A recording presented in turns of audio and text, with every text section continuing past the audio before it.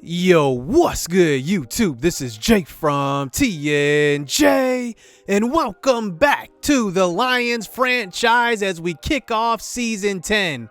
But we also say goodbye to the Lions franchise as a series. What a road it's been for this Lions team. 10 seasons it's going to be at the conclusion of this episode. And here we are with 2 Super Bowl rings in 9 years. It wasn't exactly a dynasty, but we got the job done and have completed the rebuild. Now, if you're just tuning in for the last episode, you should know a couple of things about this team. We found our quarterback after Matthew Stafford. We did go a year without him as starter in Season 2. And then we ended up picking up Justin Fields. He is now in his 7th season. He's won 2 Super Bowl rings in 6 seasons, and he is the number 8 ranked quarterback in the league. He is really, really special. I've had my ups and downs with him, mostly ups, but he's been really good for us. At running back, really, who's been with us for the last 8 seasons now, it's going to be Kennedy Brooks. He is 81 overall, still only 28, believe it or not. And going into his 8th year, he has been really good. But last season, we drafted a running back in the 1st round, Bob Foster. And it's been a part of our offense that has been lacking, and we needed some big playability, and Bob Foster definitely displays that. He is really good. I'm hoping that he has a monster rookie season. I'm looking for him to win Rookie of the Year. He was the number 1 rated overall true talent guy in the draft last season. Now, 4 seasons ago, we ended up drafting who would go on to be our best offensive weapon we've ever had in Kerryon Knight. He is 92 overall, the number 5 ranked wide receiver. I mean, he has shades of so many greats, and I don't even know who to compare him to. 6'1", epic speed. I kind of compare him to Chad Johnson in his prime. I mean, Chad Johnson was dominant, and he wasn't the biggest guy. I forgot, was Chad Johnson maybe 6'1", 6'2", maybe 6'1", 6'2"? I mean, he wasn't a big time, he wasn't a big guy on the outside, but he had a really good career. Maybe he wasn't Hall of Fame. He's borderline Hall of Fame. I guess we'll have to wait and see. Now, we still do have TJ Hawkinson here, and obviously it's been 10 seasons now. He is superstar Dev, and just looking at him, 91 overall, the number 2 ranked tight end in the league. I think Travis Kelce is the only guy ranked above him. On the defensive side, we saw Trey Flowers retire a couple of seasons ago now, and Bryant Ryan has took his place, number 4 ranked left end. We drafted him in the 1st round 5 seasons ago. He's now in his 6th year, age 27. We did lock him up to a new deal. But the best defensive guy we've ever drafted was Rich Patton. He is 28 years old, the number 1 ranked running back, right outside linebacker in the league, and he is superstar X Factor. One of the few superstar X Factors we've actually drafted. Matter of fact, I think he is actually the only one that we drafted, just straight up drafted. We ended up developing Kerryon Knight into one. But let's just talk about our 1st overall draft pick in this entire series. Quinn Bryant is still on the team in his 9th season. I love this guy. He has been nothing short of great. 91 strength, number 3 ranked left guard in the NFL. But our best offensive lineman might be D'Angelo Boone. He's going into his 7th season, and just looking at him, 90 overall, the number 2 ranked right guard as well. Well, if you're wondering what the landscape of the NFL could look like in 10 years, it kind of looks like this. Patrick Mahomes is still on top at 99 overall, the only 99 overall guy in the NFL at this point, number 1 ranked quarterback. And then Myles Garrett, Saquon Barkley, Denzel Ward, and Trevor Lawrence are right behind him. I couldn't see this, though, N'Keal Harry being right behind them. I don't see it in his potential right now with the Patriots. But look forward to an NFL that actually has the Tua Tagovailoa as the Patriots quarterback now, taking over for Tom Brady. I definitely think he's going somewhere else in free agency this year in real life. Sam Darnold is still the quarterback for the Jets. Jake Fromm is the quarterback for the Broncos. And the funny one here that I saw most funny here is look at Joe Burrow. He's for San Francisco, but here it is. Jameis Winston going to the Bears at age 34. That would be interesting. Man, that would be a horrible fit for him. Dak Prescott, now the quarterback of the Colts, surprisingly. And then Mitchell Trubisky is a backup for the Jaguars. So let's not waste any time as we hop into Season 10. We take on the Bears, who we just got done talking about.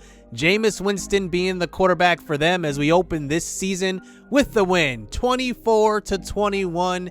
And look at this, right away, we have some breakout players going into the next game.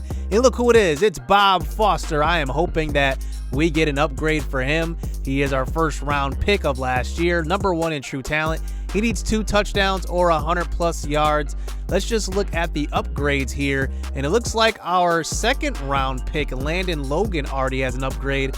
Let's upgrade his power here, get him up as far as that pass rush or pass protection goes and that run blocking goes. He has hidden dev trait. We drafted him in the second round. He is really, really good. Number 46 ranked left tackle. I am looking forward to his development as well. So in the opener, let's just recap that because I'm surprised to see an upgrade opportunity already for our newfound running back in Bob Foster. He ran for 23 attempts, 76 yards, and a touchdown. And Justin Fields ran for 47 of his own. Only threw for 145 yards, though. And Kerryon Knight led the way with 49 yards receiving. Definitely not a big game throwing the ball. Let's see how many picks that Jameis Winston threw, though. He only threw 1, so that's pretty funny. Only threw 1 pick. He's at 74 overall now. Who got the pick? Let's just see who it was, and it was Carlos Wright. So at least it was our superstar safety. And then sack-wise, we're not used to seeing these guys get after the quarterback. Usually Trey Flowers, Bryant Ryan with those guys. So in game number 2, where we saw Bob have an upgrade opportunity, we got 164 yards rushing. Does that mean that he eclipsed 100 yards? Neil Fry came in and threw a pass. I don't know why that was, but we got a victory. Trevor Lawrence must have been shaken up. And Bob Foster is 15 yards short of the upgrade. Kennedy Brooks came in and ran the ball well. Well, at least it was in a victory. We got the victory here. And we'll have more opportunities with Bob Foster this season. So maybe our superstars, our future ones on offense and defense, both have an upgrade. Carlos Wright is actually the number 8 ranked safety in the NFL right now. Strong safety. He gets an upgrade. He goes up to 84 overall. Looking at him, he is an absolute monster. Number 7 now. He is really, really good. This was a good draft pick, man. And then Bob Foster has one, and I will put up his elusive back just so that I can just make him dominant at, a couple of things. I don't really want to make him I do want to make him well-rounded, but it is just his rookie year. He's going to get a lot better. And looking at him, he is a really good rookie running back. Already 32 in the league. That's actually really good. And the losing doesn't stop to start the season. We defeat the Colts 17-15. We defeat the Bears 35-21 and the Cowboys 35-21 before losing before our bye week to the Seahawks 24-10. So we start out this season 5-0. Let's just look at a couple of these box scores with these offensive outbursts because it seems like we have some really good balance in this game. Justin Fields threw 5 touchdown passes against the Bears again. Bob Foster ran for 83 though. And let's just see who really got on the board for us. Kerryon Knight, Hawkinson, and Revolt all got on the board. This is a really good victory versus a divisional opponent. I love to beat up on these divisional guys. Then we took on the Cowboys, and we had another well-balanced game. Justin Fields is on top of the world as, I don't even know how to say this guy's name. Philippe, I can't even say. I'm not even going to try to say that name. You guys can laugh at me all you want. But just looking at this, Bob Foster, 139 yards rushing, going into the bye week as well. I mean, these are some good, strong victories as we go into the bye 5-1. So Dustin Revolt, who has been with us this entire way since season 2, he is an undrafted free agent. Like I said, he started out at 57 overall. I mean, it wasn't even season 2. It was, season 3? I mean, just the progression from this guy. I mean, I definitely could see myself using him in future series. I mean, he is just it's an amazing story. He is stuck with us. He's at 92 catching. I mean, this guy is a legit receiver now. 27 years old still. I mean, he is really, really good. And then Landon Logan, who was our 2nd round pick. Let's just upgrade that pass protector. We got to protect Justin Fields this year. And look at Landon Logan. He is superstar trait. That is a good sign going forward. Man, this guy is massive too. I never even noticed. He's 6'8", 329. How did I not see that before? One thing about this season so far is we've been healthy. Maybe that's what's made us, that's kind of propelled us to this fast start here. But Courtney Witherspoon, our rookie cornerback, who was our 3rd round pick, he will be out for a couple weeks. That's very, very minor. So we've been really healthy. Let's not jinx it though. Coming off of the bye, we end up defeating the Packers for our 6th win of the season. And they are quarterbacked now by Sam Ehlinger out of Texas. And Justin Fields coming out in the same draft class.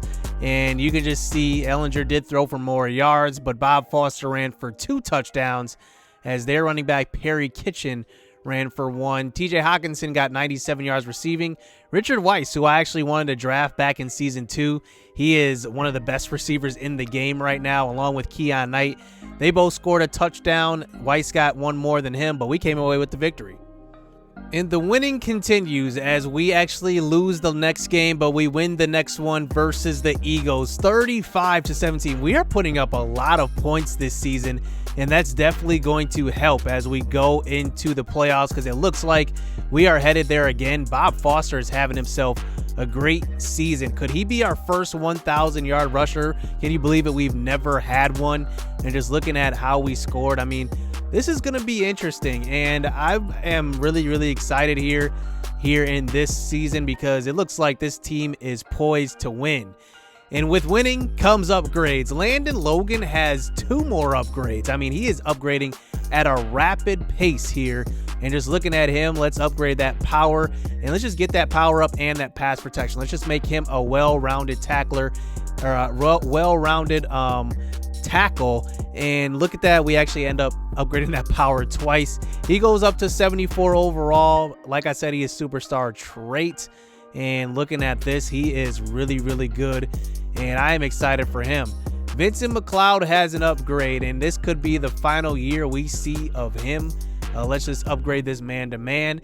He has been interesting. He was a hidden dev trait guy when we drafted him, and he was at about 76 overall. So over what? What has it been? Like, it's been 7 seasons now. He's only went up 4 overall total. I mean, that's kind of slow progression from him, and I was definitely looking for more. Let's upgrade Morris Thomas, who is in his 2nd year as a tackle. We've been doing tremendous in drafting offensive linemen. He is 23 years old. He is really solid.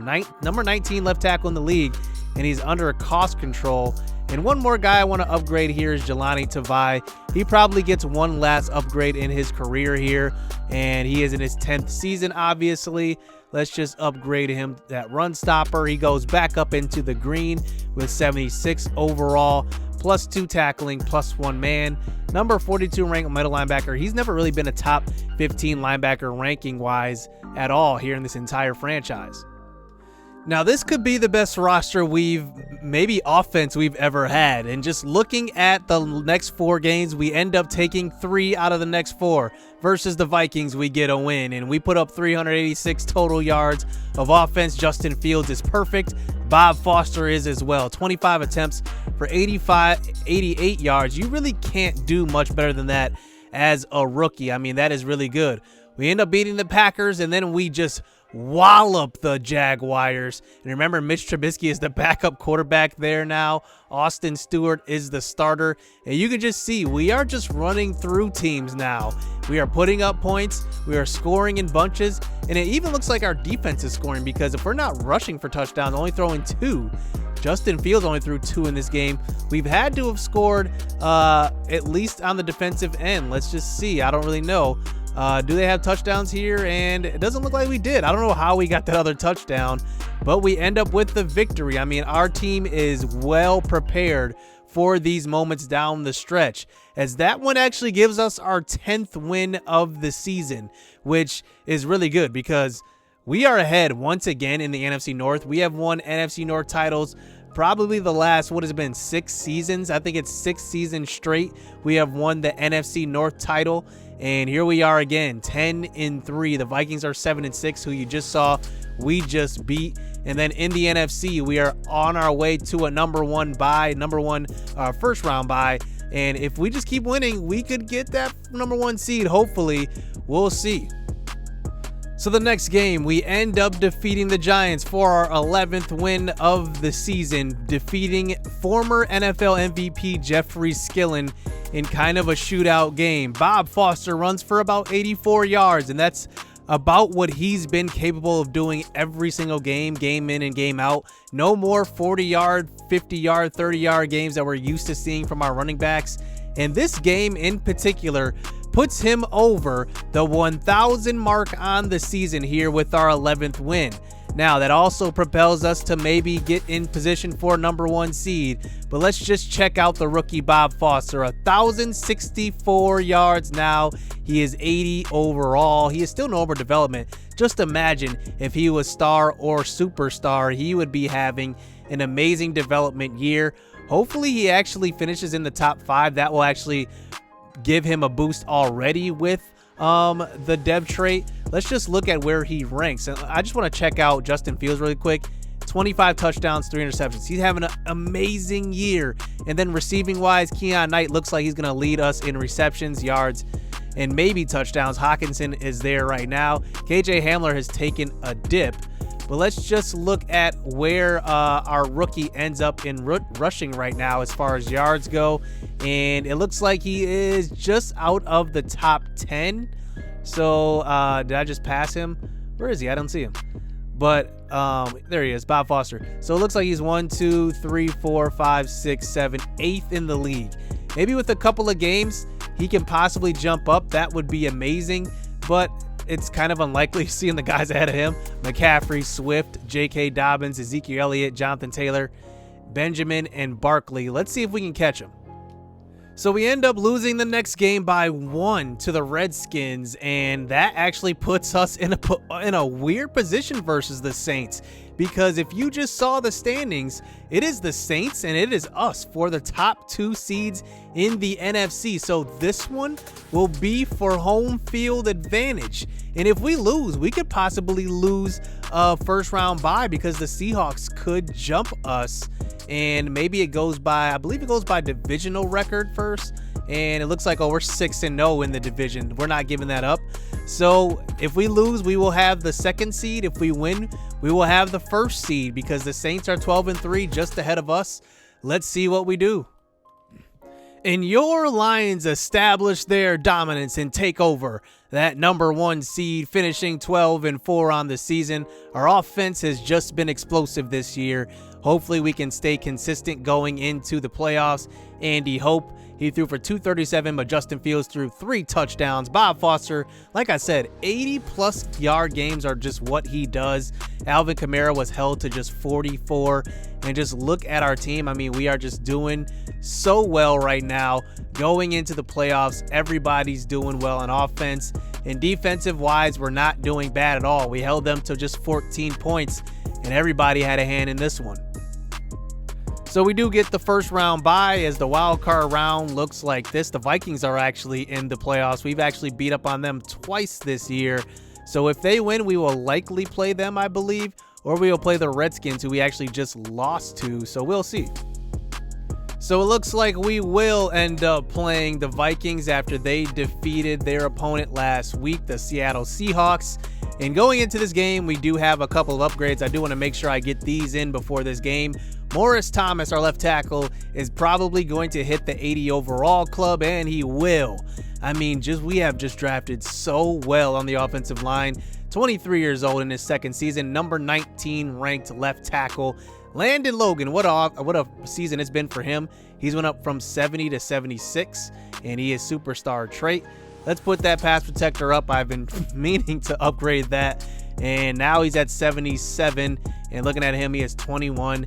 Man, we are just set up on the offensive line. And I do want to upgrade one more guy who is our starting defensive tackle. That is Michael Hunt. He goes up to 76 overall with morale. And just looking at him, he is pretty decent. 24 years old. He's still got a lot of time to develop. 87 block shedding. He looks really good.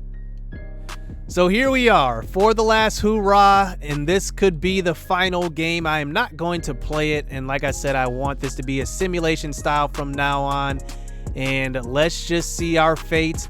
We will simulate this game and see what happens. The Vikings versus the Lions here in the divisional round, and we lose. I mean, just you cannot make this stuff up. I mean, we ended up sweeping our division, and then we end up losing in the final game of this series. Let's just take a look. Wow, I'm devastated by this. Wow, both top 2 seeds lose. You've got to be kidding me. The Carolina Panthers absolutely destroyed the Saints, 38-14, and we lose by 6 to the Minnesota Vikings. Wow, you can't make this up anywhere. Trevor Lawrence had himself a game, 299 yards, 3 touchdowns, and 0 picks. Fields, 164. He waited until this game to have maybe one of his worst games there.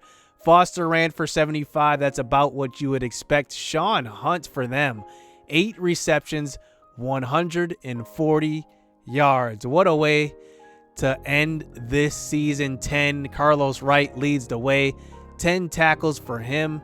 And then do we even get a sack in this game? We do. James Anderson has 1, no interceptions.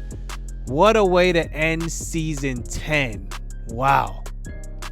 So to end the season, Justin Fields throws 31-3, and he didn't even throw for that many yards, to be honest. Only 3,300. Definitely one of his career lows there. That might be actually his career low.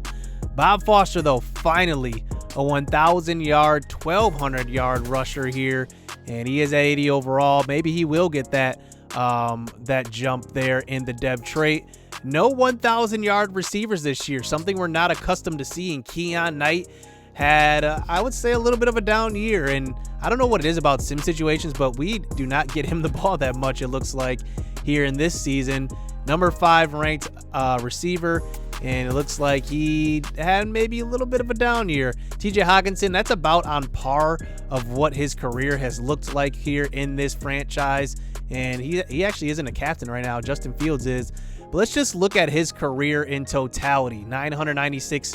That is his career high. I mean, just looking at the rest of his seasons, I mean, he's been Mr. Consistent, about 60-something receptions. The last 3 years, he's had 70-something. But, I mean, this is what he's been doing his entire career here.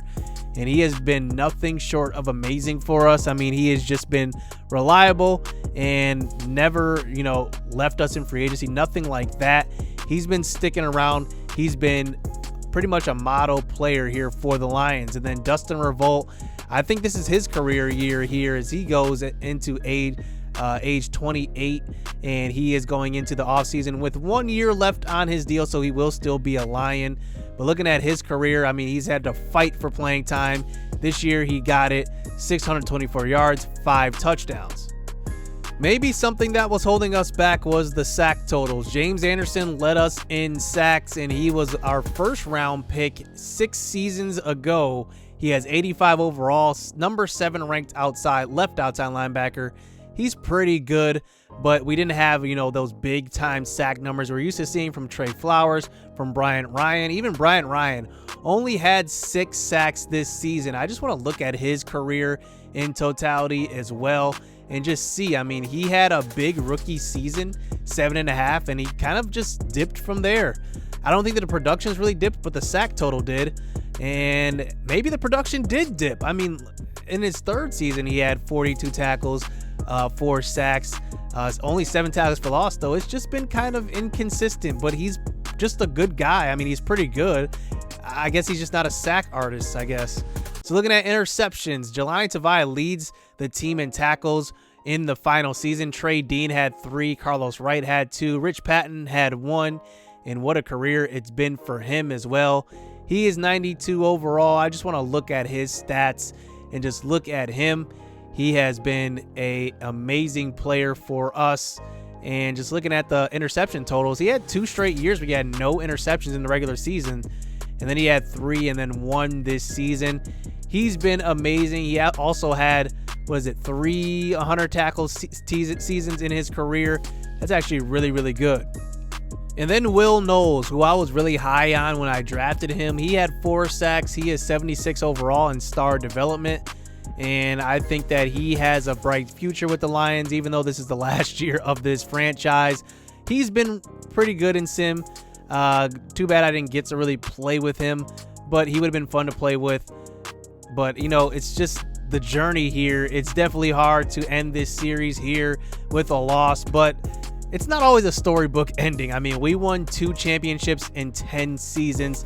That's no easy feat. So NFL awards, Deshaun Watson ends up winning NFL MVP as Bill O'Brien wins Coach of the Year. In the NFC, Justin Fields actually finishes 3rd in Offensive Player of the Year, actually in one of his worst years statistically. I mean, he did throw only 3 interceptions and over 30-plus touchdowns, but I don't think he really had that huge of a year. Bob Foster just came up short of the Offensive Rookie of the Year because of the quarterback whose name we cannot pronounce for the Bears, and he ends up just short. Let's see if we won any other awards, and it doesn't look like we have that. D'Angelo Boone wins back-to-back Best Offensive Lineman here in the NFC. That's a pretty good sign for the team going forward. And then Joe Gammon seems like he wins this every single year. Best kicker. I mean, if there's a true GOAT for this team, it's Joe Gammon. He wins best kicker every single season. So the Vikings do make it all the way to the Super Bowl and lose to the Las Vegas Raiders. And just looking at the Raiders, they are now quarterbacked by Jordan Love. Now, this is really interesting because I honestly think that Jordan Love is going to be the quarterback of the Raiders in real life. I think that Gruden is looking for his guy, and I think that Jordan Love fits the profile. Big arm guy, a guy that he can develop. He is 6'4". He is one of Gruden's guys. I mean, he just looks the part, and he's actually a really good quarterback. I could definitely see the Raiders getting him. I think the Raiders will try after somebody else, maybe Phillip Rivers, but I don't see them going after an older quarterback. I can see Gruden going after a young guy he wants to develop. Jonathan Taylor, has a 2-touchdown game, 84 yards in the Super Bowl. Jose Kelly, who we've seen a lot here in this franchise, he has 77 yards receiving, leads the game in receiving yards, but they do not come away with the victory. And let's just see what Trevor Lawrence did. I didn't even look. 202 yards and a touchdown. Not impressive at all. So after 10 seasons, it now comes to an end. What a journey it's been. You guys are the catalyst here in this series, and I want to thank all of you guys for your support. This series, one of the longest on my channel, along with the Whitetails. These two have been the longest series I have ever had, and I couldn't have done it without you guys. I want to thank you guys. So let's just look at what the NFL looks like in 10 years. O.J. Howard ends up retiring now in his 12th season. Alvin Kamara also retires here in, what year is this? It must be 2030, I guess. 2029, I guess, to be exact. 2030, whatever, we'll say 2030. Lots of respect to Alvin Kamara. He retires. Todd Gurley also retires. Chris Jones retires. Jadeveon Clowney retires. And it looks like Yannick Ngakoue and DeForest Buckner on the defensive side also retire. And let's just look at our stories here as we look at the Lions and what we have to look forward to in 10 years, I guess. The Lions are the most valuable team in the NFL. That's interesting. That will never happen. I gotta admit it. That will never happen. The Cowboys will probably always be the highest value unless the Giants all of a sudden in the next 10 years have a huge surge with Daniel Jones. That's probably the only two teams I can see having the most value. Maybe, I can't think of anybody else. I think those are the two teams that will probably have the most value. So through 10 seasons in this franchise, 8 for Justin Fields. He throws for 25,000 yards, 210 touchdowns, 74 interceptions. Kennedy Brooks only runs for 4,200. I mean, that's pretty low, to be honest. Fields runs for half of that, so that should just be a barometer. Bob Foster actually runs for a fourth of that, in one season, so that's kind of telling. TJ Hawkinson only has 7,000 yards through 10 seasons. I'm actually pretty surprised by that, to be honest. Keon Knight also has about 5,000 yards through about 5 seasons. KJ Hamler had a good career as well so far for us.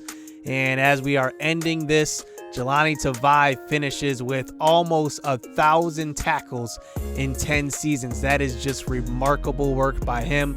Rich Patton finishes with 736 to be exact. And then the rest of our guys, we've had some great ones come through and leave. And that includes Trey Flowers, Darius Slay, a lot of guys that we have played with and have went through the journey. And let's just look at sack totals. Bryant Ryan finishes with 35.5 sacks here in this franchise. It's worth noting here that I actually did not notice this, but in the first year of this dynasty, of this franchise, we actually passed for the NFL record for most passing yards in a game with 565. I didn't even notice. And then last but not least, Ezekiel Elliott ends up being the all-time leader in rushing yards in a career with 20,000 rushing yards. And that is going to do it here in the Lions franchise.